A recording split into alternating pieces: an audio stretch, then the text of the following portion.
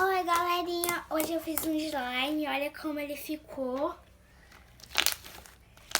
E olha, ele tá bastante clique, ó.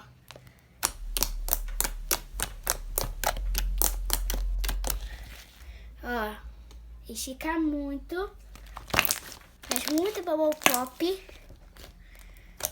E eu vou botar a clay, que é a massa de EVA nela. Ó, tem glitter e a massa de EVA, ela tem cor. O glitter, ele soltou cor porque eu ia fazer uma slime branca, mas soltou cor. Aí ficou assim. Tchau!